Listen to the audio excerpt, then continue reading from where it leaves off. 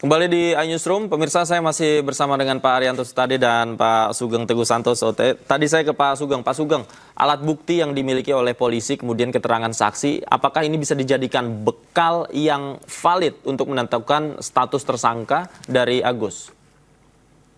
Ya memang polisi harus mendasarkan penetapan tersangka itu berdasarkan alat bukti yang sah, ya. Alat bukti yang sah ini dalam kerangka scientific crime investigation itu, ya, selain keterangan saksi, korban atau keterangan lain yang melihat sebagai petunjuk, ya, dia itu di sini berpegang sekarang ini kepada scientific crime investigation itu dua ahli, ya, ini keahlian ini. Satu, kedokteran forensik, ya. Kedokteran forensik saya mendapatkan dua informasi. Satu informasi yang berasal dari korban, kuasa hukum korban, dan satu informasi yang saya katakan internal kepolisian lah, ya. Informasi ini adalah ada rangkaian mempengaruhi dengan pendekatan katanya mantra-mantra, ya. Itu satu. Kemudian yang kedua, informasi terkait pemeriksaan kedokteran kehakiman atau kedokteran forensik, ada luka pada vagina, ada lecet pada vagina.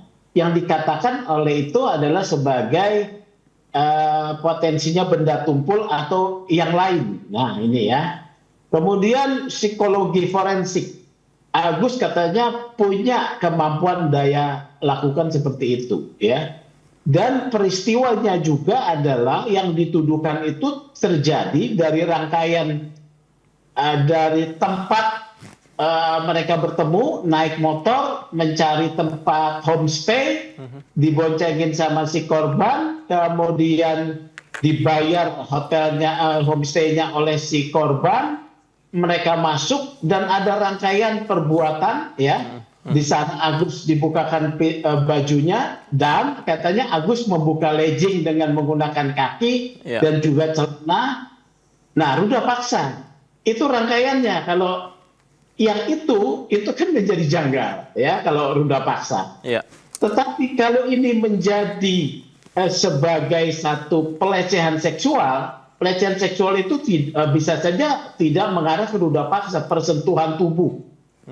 Nah ini terjadinya di mana? Ini kan revisi ini, seperti ada revisi. Oleh karena itu, dalam hal ini IPW menyarankan agar penyidik dua hal, ya, sesuai kode etik. Profesional dan proporsional, ya. Dalam hal profesional tentu prosedur-prosedur diterapkan, hukum materialnya dengan tepat dikenakan. Ruda paksa atau pelecehan, ya, jangan bias. Kemudian proporsional juga apa yang mau dituduhkan dan kapan peristiwanya.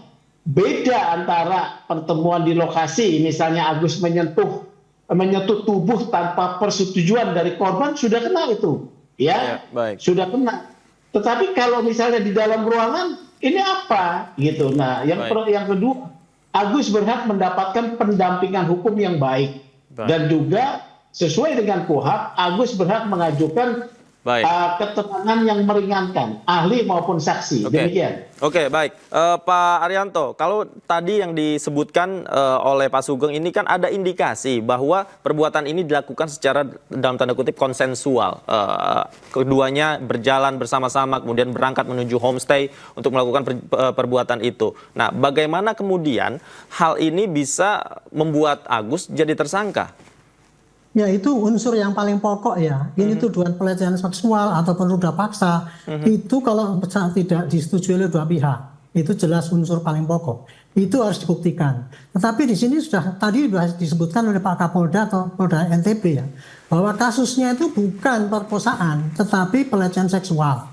Yang viral itu di media yang mengatakan itu perkosaan, dan itu pun diviralkan juga oleh pelaku. Nah, sudah dikoreksi, ya. Sekarang saya akan kembali kepada bukti. Saya sendiri pribadi, ya, saya tidak sependapat dengan keterangan polisi ataupun keterangan jaksa bahwa kita sudah mengantongi dua alat bukti. Itu salah pengertian itu. Yang namanya dua alat bukti bisa untuk menghukum orang itu hanya untuk ketentuan dalam KUHP, untuk di dalam mengadili oleh hakim. Tetapi kalau untuk penyidikan 2 alat bukti itu tidak cukup Pak untuk membuktikan bahwa dia itu tersangka. Maksudnya 2 alat bukti itu adalah begini Pak.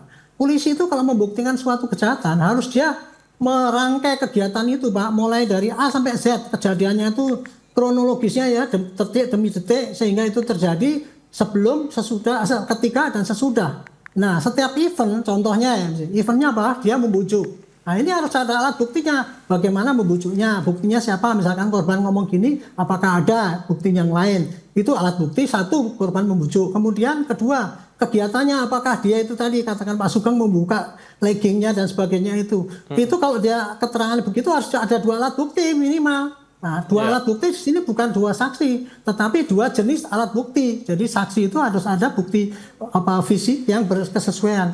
Itulah yang dinamakan polisi harusnya sudah mengantongi alat bukti yang cukup. Jadi tidak cukup dengan 2 alat bukti. Menurut saya harus berpuluh-puluh alat bukti. Nah ini caranya sampaikan pada masyarakat ini loh Pak.